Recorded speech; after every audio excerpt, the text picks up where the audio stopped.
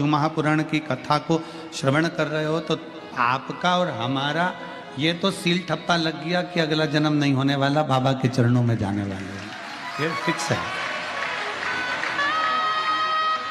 बोल बम का नारा है, सारी समस्या का हल। कोई लेट बनता है, कोई जल्दी बनता है, शिव को जल चढ़ाने वाला एक दिन सेठ जरूर बनता है। तो ये तो निश्चित हो गया कि जन्म नहीं होना, वापिस बार बार बार बार बार बार नहीं आना अपने को। तो अपने और फिर निवेदन है, अगर बैकुंठ जाएंगे तो वापिस आएंगे, नरक जाएंगे तो वापिस आएंगे, और कैलाश चले गए तो फिर आओगे नहीं। यहीं अपना घर है, बाबा की नगरी में अपना निवास है, तो ना कहीं जाना है ना कहीं आना है, यहीं पर सब आए, अपने को नहीं जाना।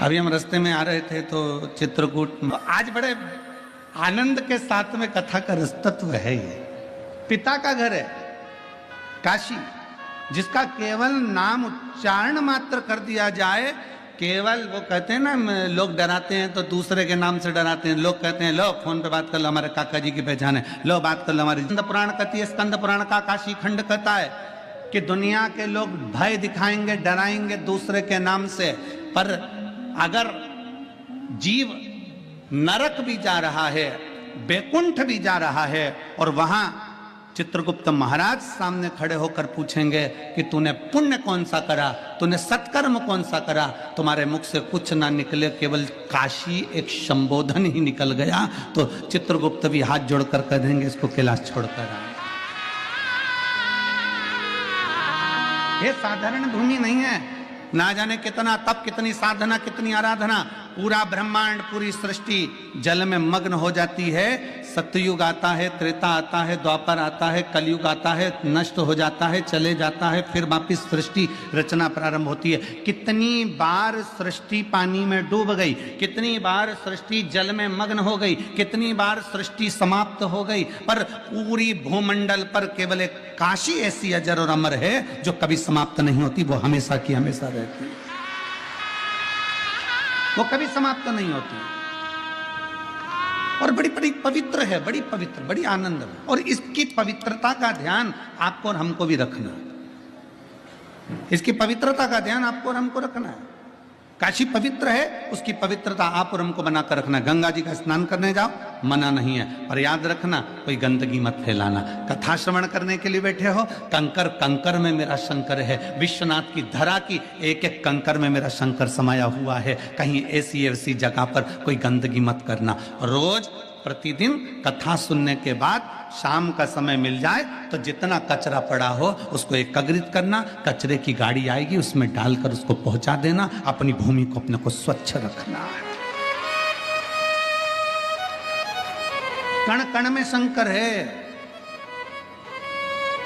स्नान करने जाओ तो ध्यान रखो कि गंगा में हम स्नान कर रहे हैं, कोई बेकार वस्त्र वहां न पटक के आ जाए, कोई जूतल चप्पल हम वहां न पटक कर जाए, कोई चीज हम वहां न पटक कर जाए, इसका स्मरण रहे। काशी की पवित्रता का ध्यान आपको और हमको रखना है।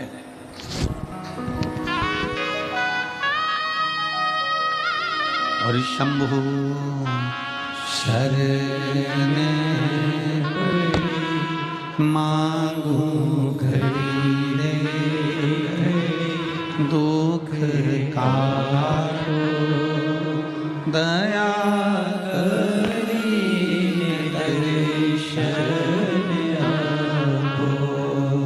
शंभु शरण मांगू घड़ी दुख काटो दया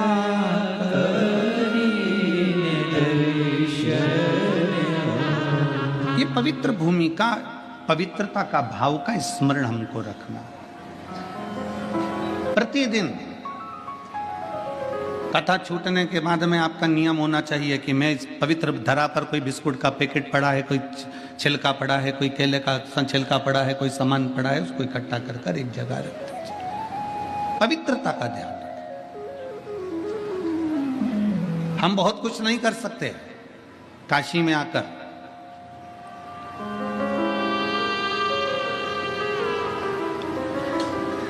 दो चीजें कर सकते हैं, एक मेरे बाबा का दर्शन, दूसरा काशी में आकर थोड़ी सी सेवा। एक बाबा का दर्शन करिए और दूसरी सेवा करिए, और जितना बन सकता है सेवा के क्रम को आगे बढ़ाइए। कितनी सुंदर बात है। एक बड़ी सुंदर चरित्र आता है।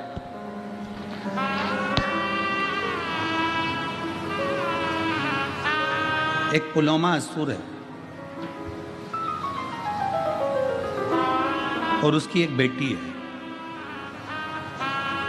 जिसका नाम सची है, जो इंद्रदेव के साथ में भी आई है। सची असुर है, असुर प्रवृत्ति का है, और पुलोमा की धर्म पत्नी के गर्भ से, पुलोमा की धर्म पत्नी के गर्भ से कोई संतान का सुख नहीं था।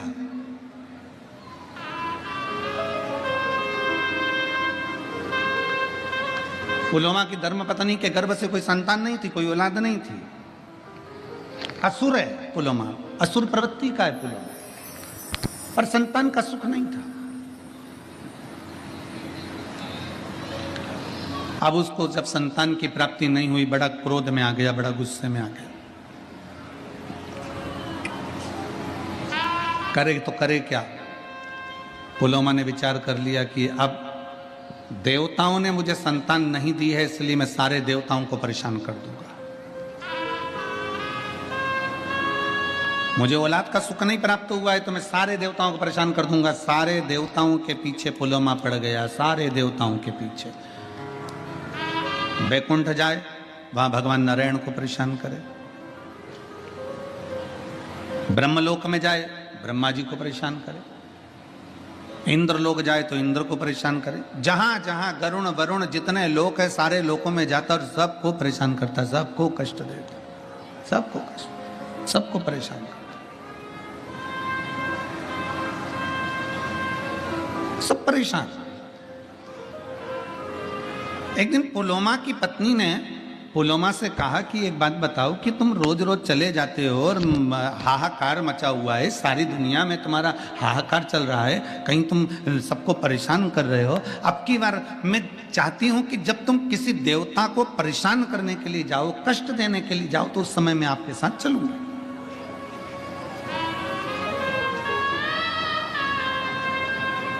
जरा इस पवित्र धरा की पुण्यता देखिए कितनी प्रबल है। अभी आप अगर किसी असुर के रूप में किसी देवताओं को परेशान करने के लिए जा रहे हो तो मैं आपके साथ चलूंगी। पुलोमा की पत्नी पुलोमा के साथ में लग गई और पुलोमा के साथ में चल दी। पुलोमा जब चलते चलते चलते चलते ब्रह्मांड में भ्रमण करते करते करते करते गंगा जी के पवित्र तट पर, इस पावन धरा पर, काशी की भूमि पर से पुलोमा जब निकल कर जा रहा था तो उसकी धर्म पत्नी भी उसके साथ जा रही थी। आज धर्म पत्नी के मन में यह भाव उत्पन्न हुआ कि मैं अपने पति असुर पुलोमा के साथ जा रही हूं, तो मेरे देवताओं को ये परेशान करने जा रहे हैं और मैं देवताओं का दर्शन करने जा रही हूं, तो क्यों ना अपने चरण की पादुका को छोड़ दो।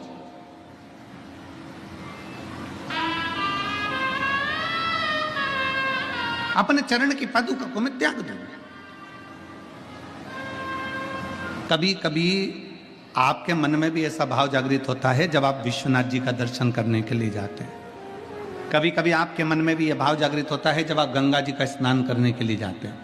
कभी कभी आपके मन में भी एक भाव जागृत होता है जब आप काल भैरव का दर्शन करने के लिए जाते हैं।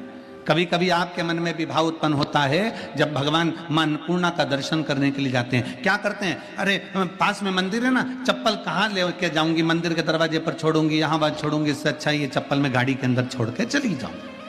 बोलो जी जी हाँ, ए काशी वाली हो, सही है कि गलत है? कभी कभी अपने मन में विचार आता है कि ना? बोलो रे जी जाओ, सही है कि गलत है? अच्छे जम के तो बोलो, तुम्हारी आवाज से ज्यादा तो जी जी की आवाज है, ठीक है? अपने मन में भाव आता है कि मंदिर पास में, चप्पल में गाड़ी में छोड़ दी।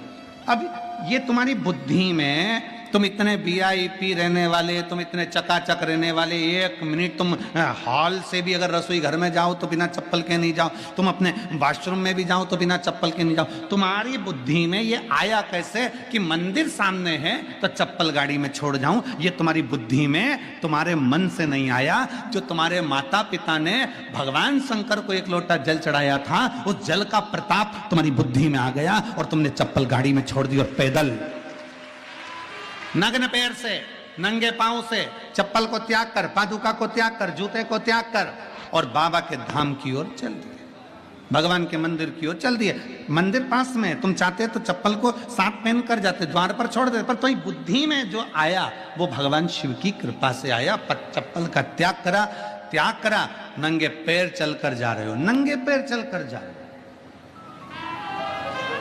अब पुलोमा की पत्नी ने विचार करा कि मेरा पति तो असुरों को, असुर प्रवृत्ति का और देवताओं को परेशान करने जा रहा है।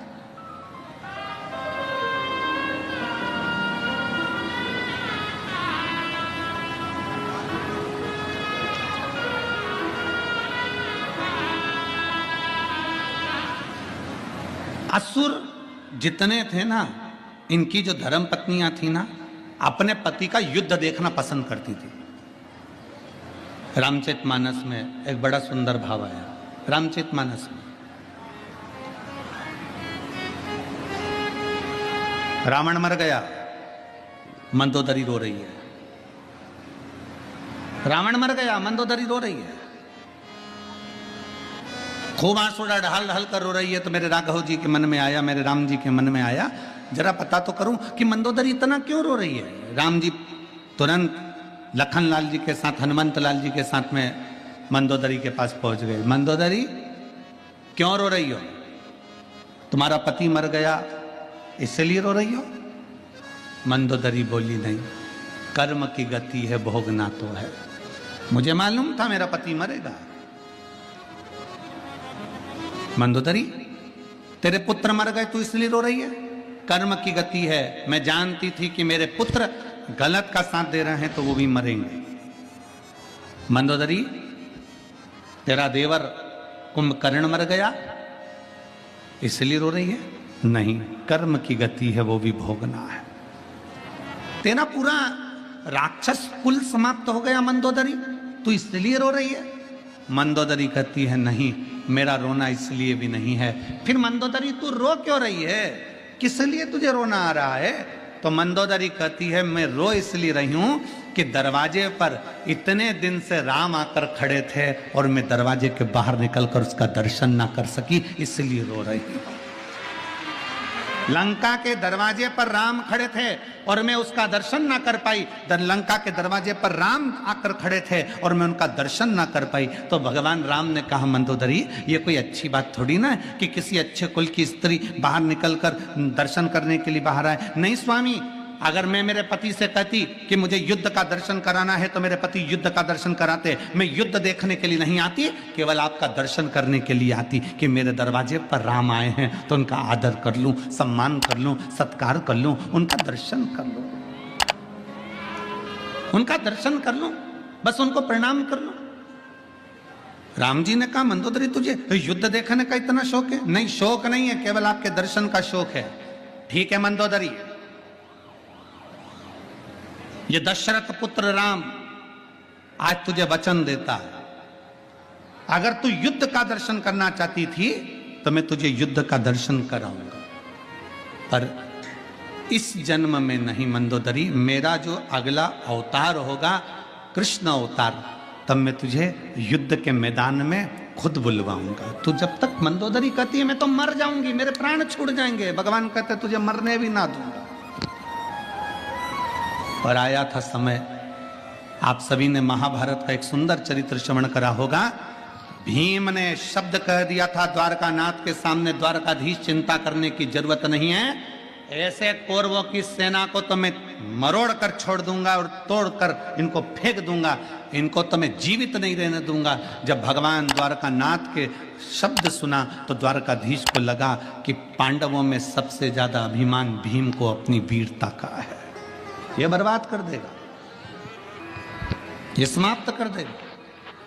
और भीम को इतना अहंकार आना है तो ये भीम कहीं ना कहीं समाप्ति की ओर लेकर जाएगा। इसलिए भगवान द्वारकानाथ ने कहा, भीम युद्ध मार्ग में लड़ना, तुम्हें अपनी वीरता का अहंकार है, हम जानते हैं। तुम जाओ, एक काम करो, लंका जाना, वहां से मंदोदरी को लेकर आओ। मंदोदरी को लेकर आना और कहना कि मुझे युद्ध के मैदान में युद्ध का दर्शन कराने के लिए द्वारकानाथ ने बुलाया। मंदोदरी कौन? भीम पूछ रहे हैं। तो भगवान द्वारकानाथ कहते हैं, पहले लंका में जाओ, मंदोदरी को लेकर आओ। भीम लंका में गए। भीम ने जाकर लंका में प्रणाम किया और पूछा कि मंदोदरी कहां रहती है। बूढ़ी सी मंदोदरी अपने कक्ष में बैठी हुई थी। भीम ने जाकर प्रणाम कर कर कहा, आप मंदोदरी हो? हाँ, चलिए, कौरव और पांडवों का युद्ध होने वाला है,